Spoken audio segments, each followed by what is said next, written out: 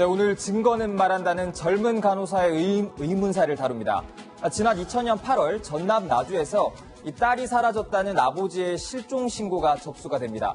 22살, 꽃다운 나이의 간호사였습니다. 만취한 아버지를 진정시키던 딸은 이 아버지가 잠시 잠든 사이 모습을 감췄는데요. 이 만봉천이라는 하천 쪽으로 걸어가는 게 딸의 마지막 모습이었습니다. 일주일 뒤 발견된 곳도 같은 만봉천이었습니다.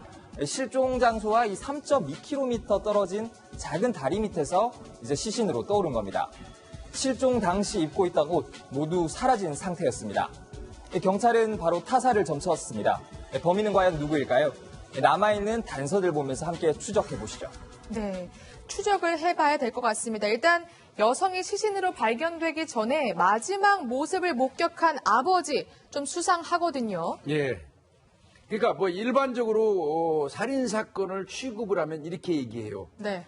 사망한 피해자가 가장 마지막으로 본 사람이 범인이라고 생각하거든요. 그게 이제 일견 지금 현재 상황에서 드러난 거는 네. 이 피해자, 사라진 딸이 가장 딸을 마지막으로 본 사람은 아버지니까 네. 아버지는 당연히 의심을 받을 수밖에 없겠죠. 네. 그런데 이 딸에 대해서 좀 알아볼 필요가 있겠더라고요. 네. 이 딸은 이 사라지던 해에 간호학과, 대학 간호학과를 졸업해가지고요. 네. 나주 쪽에 있는 종합병원 정형외과 간호사로 일을 했었다고 그래요.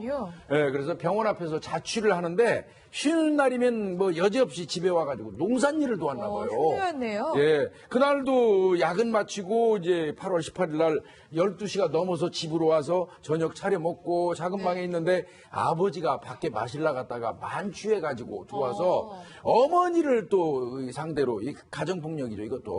네. 어머니를 상대로 막 흥분해서 소리 지르고 이러니까 아버지를 진정시키려는 목적으로 아버지 손을 이끌고 마을 앞에 개천으로 갔다가 영 돌아오지 않은 겁니다. 그렇군요. 그러면 아버지랑 같이 나가서 마을 앞 개천에서 어떤 말을 했는지 또 어떤 모습이었는지가 중요할 것 같은데요. 그러니까 둘이 같이 나갔는데 아버지만 돌아오셨다는 거잖아요. 네. 그러니까 엄마랑 아빠랑 계속 싸우니까 딸 입장에서는 말리고 싶었겠죠.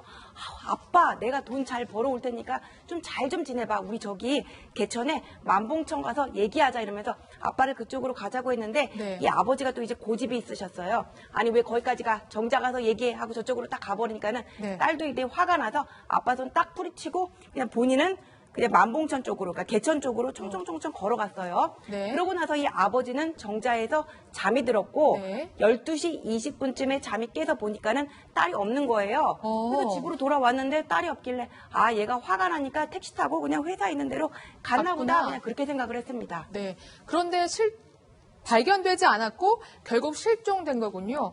그리고 시신으로 발견됐고요. 어쨌든 지금 가장 수상한 사람은 아버지. 조사를 해봐야 할 것 같습니다. 그렇습니다. 딸이 사망한 채로 발견이 됐는데 아까 김 의원님이 말씀하신 대로 마지막에 봤던 목격자 가장 중요한데 아버님이랑 사이도 안 좋았고 같이 걸어갔단 말이에요. 그리고 아버님은 나타났지만 딸이 사라졌고 사망한 채로 발견했어요. 네. 그러면 아버님이 용의자로 떠오른 건 맞죠? 네. 용의자로 떠올랐기 때문에 이제 뭐 알리바이 수사도 하고 또 거짓말 탐지기도 타고 아무튼 경찰관들이 과학수사나 아니면 심리수사, 아니 탐문수사를 해봤는데도 불구하고 아버지는 그 범죄의 혐의점을 발견하지 못했어요. 그래요. 아버지는 범인이 아니었군요. 그런데 딸이 사라진 지 이틀 뒤에 수상한 전화가 집으로 걸려온다면서요. 네, 그렇습니다. 경찰이 이제 가족을 수사하던 과정에서 중요한 네. 진술이 나왔는데요. 이 희생자 어머니가 이제 딸이 집을 나가고 이제 이틀 뒤에 오전 10시쯤에 이 전화 한 통화가 걸려왔다고 경찰에 진술을 한 겁니다. 이 내용을 보면 이 어머니가 누군가 전화를 해서 이제 받았는데 숨 쉬는 소리만 들릴 뿐 이제 아무 말이 없었다. 그리고 우리 딸이냐 이렇게 되물어 봤는데 대답을 하지 않고 끊었다. 어쩐지 좀 수상한 부분이 있는 통화죠. 그렇네요. 대답을 하지 않았다. 꽤 수상한데요. 이게 전화를 걸을 정도가 된다면 이 집의 전화번호를 알기 때문에 전화했겠죠. 그렇겠네요. 그러면 전화번호를 알게 된, 네. 전화번호를 취득하게 된 경위를 좀 따져봐야 되는데 뭐 당연히 경찰에서 확인을 했겠지만 그렇다면 적어도 아랫마을 혹은 뒷마을 이웃일 가능성은 배제할 수 없겠죠. 네. 혹시 아는 사람 중에 뭔가 인질극이나 이런 걸 했던 게 아닐까요? 인질 그건 아닌 것 네. 같고요. 사망을 했으니까 네. 일단은 저 경찰에서 살인사건을 접수하게 되면은 추정이라든지 네. 원한이라든지 금전이라든지 우발적인 사건을 보는데 네. 일단 그 피해자에서 반지가 사라졌어요. 네. 반지라고 한다면 금전 관계도 볼 수가 있다고 보는데 그 당시에 반바지하고 티셔츠를 입고 나가는데도 네. 티셔츠와 반바지도 발견을 못했어요. 그러니까 그래요? 피해자는 알몸으로 발견이 됐는데 이것던 반지라든지 그 티셔츠 옷 같은 거 전체 증거물 될 만한 거를 발견하지 못한 거죠. 그렇죠. 시신 발견 한 달 될 때까지 아무런 증거를 확보하지 못한 경찰. 그런데 첫 번째 증거가 나온다고 합니다. 한 달이 지나서요. 네, 2000년 9월 16일 오후 2시경에 네. 나주경찰서 형사계의 한 여성이 전화를 걸어옵니다. 네. 그래서 뭐라고 얘기하면은 남자친구가 살인한 지인을 만나고 왔다. 아가씨를 죽였다더라 이렇게 얘기를 하는 거예요. 오. 그러니까 남자친구의 지인이 아가씨를 살인한 살인범이다 그렇게 얘기하는 거를 들었다 지금 이렇게 얘기를 하고 있는 거거든요. 네. 그러면서 아랫마을에 사는 아가씨를 죽였다고 했다더라 네. 그렇게 얘기를 하는 거예요. 그런데 한 달 전에 그 근처 마을에서 지금 시신이 발견됐으니까는 이때 어떻게 해야 되겠어요? 저 지인하고 남자친구 불러서 무슨 얘기를 들었는지 무슨 얘기를 했는지 물어봐야 되겠죠. 그렇죠. 혹시 이은호 기자, 그 남자친구의 지인, 그 전에 그 제보자까지 혹시 경찰이 찾았습니까? 네, 경찰도 제보를 받고 이제 즉각 제보자 탐문에 나섰는데요. 네. 발신지 추적까지 했어요. 이 제보자 소재지가 그래서 결국 광주라는 것을 알아냅니다. 우여곡절 끝에 찾아낸 제보자 20대 여성이었는데요. 이 제보자는 남자친구가 이불을 뒤집었을 정도로 이 벌벌 떠는 모습을 보고 이제 이상하게 여겨서 이제 신고를 했다고, 제보를 했다고 진술을 했습니다. 네. 어쨌든 제보자를 찾았으니까 제보자의 남자친구만 소환을 하고 그리고 나서 지인을 또 부르면 됩니다. 그런데 두 번째 증거가 또 나오죠. 남자친구 진술 어떻게 진술했습니까, 팀장님? 남자친구는 진술을 하기를 네. 자기 고종 사촌 형이 객가에서 간호사를 죽인 다음에 옷을 벗긴 후 그다음 네. 신발 옷을 객가에 숨겨놨다라고 자백을 했어요. 네. 벗긴 다음에 그러니까 이거는 뭐냐면은 고종 사촌 형이 말한 거를 그 남자친구가 진술한 거기 때문에 이 진술의 신빙성을 확보하기 위해서는 실제적으로 그 숨겨놓은 것도 찾아야 되고 또 네. 고종 사촌 형을 불러가지고 진위 여부를 해야 하기 때문에 일단 수사의 단서는 제공이 된 겁니다. 그렇군요. 일단 죽였다는 사람의 직업 그리고 피해자의 직업이 일치를 합니다. 이 정도면 용의선상에 올려놔도 될까요? 일단은 진술 내용이 상당히 네. 구체적이잖아요. 뭐 이 살해했다는 장소도 얼추 비슷하고 그다음에 직업이 간호사 뭐 이것도 비슷하고 시간대도 아마 경찰이 이제 확인한 바에 의하면 거의 네. 같았던 것 같아요. 그렇다면 이 사람은 경찰 입장에서는 아주 유력한 용의자가 되는 것이죠. 네. 혹시 또 제보자의 남자친구가 진술한 내용 중에서 눈여겨볼 만한 내용이 있었나요? 그러니까 눈여겨볼 만한 내용은 뭐라 네. 그러냐면 형이 트럭을 운전하면서 달빛 훤한 천변도로를 따라 올라가는데 잘 아는 집 딸이 혼자 내려오는 것으로 보고 죽였다고 분명하게 말했다 이렇게 얘기를 했거든요. 네. 근데 그 얘기하는 시간이 바로 그 딸이 아버지랑 나갔을 그 날짜의 그 시간이고요.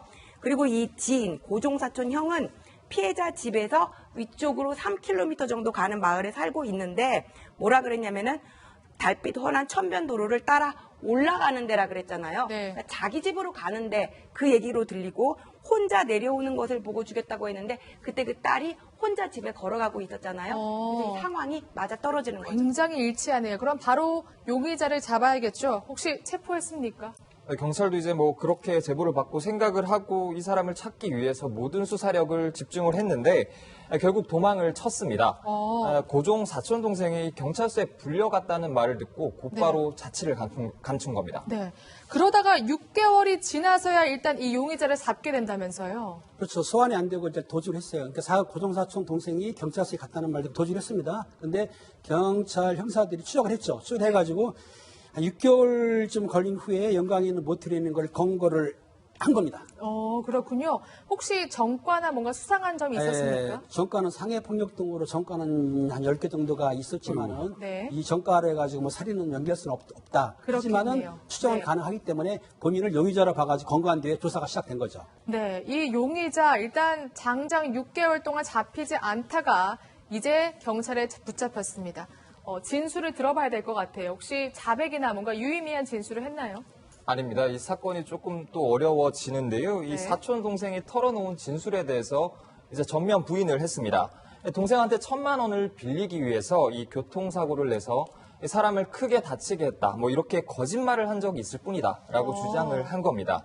오히려 동생이 왜 그런 말을 했는지 모르겠다고 경찰한테 되묻기까지 한 것으로 알려졌습니다. 그렇군요.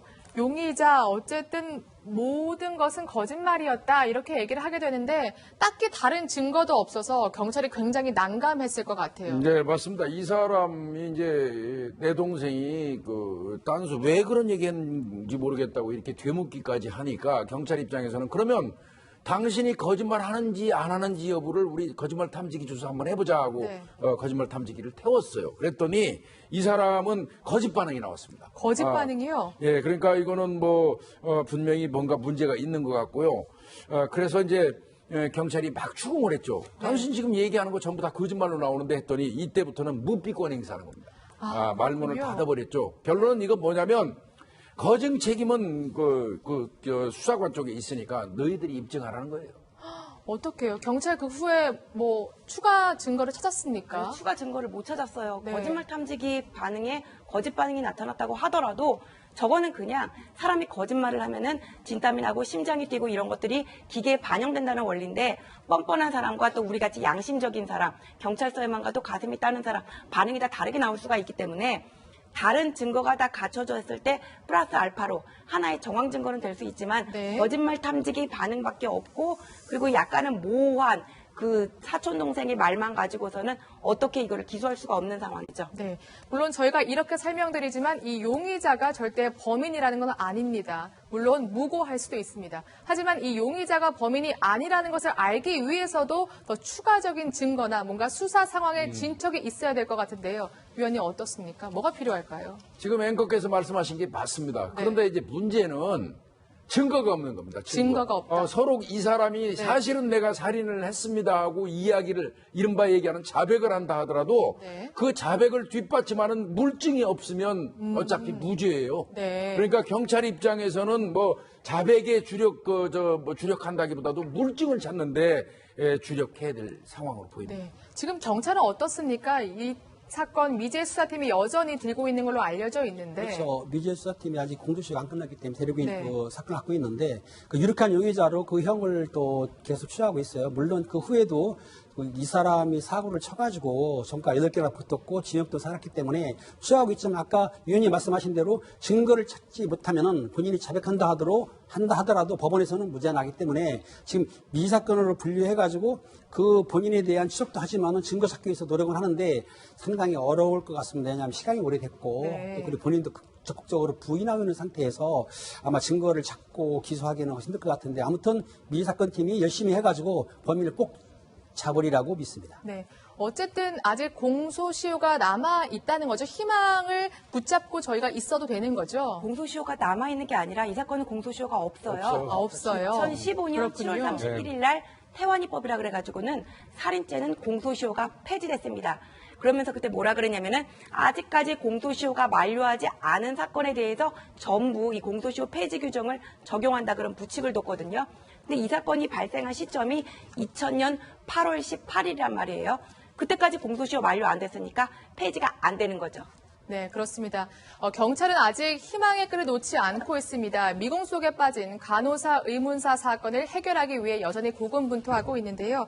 미제 사건 수사팀장은 국내 미제 사건 가운데서도 가장 해결하기 어려운 사건으로 분류되고 있지만 피해자 가족들의 피 맺힌 한을 풀어드려야 한다는 소명감으로 발품을 팔고 있다고 말했습니다. 여러분들의 제보가 아주 절실합니다. 아주 작은 단서라도 또 기억 하나라도 남아있는 분은 전남지방경찰청 미제사건 수사팀 061-289-2272 아래 나와 있는 이 번호로 전화를 꼭 부탁드리겠습니다. 그럼 저희는 잠시 후 실종자 찾기로 돌아옵니다.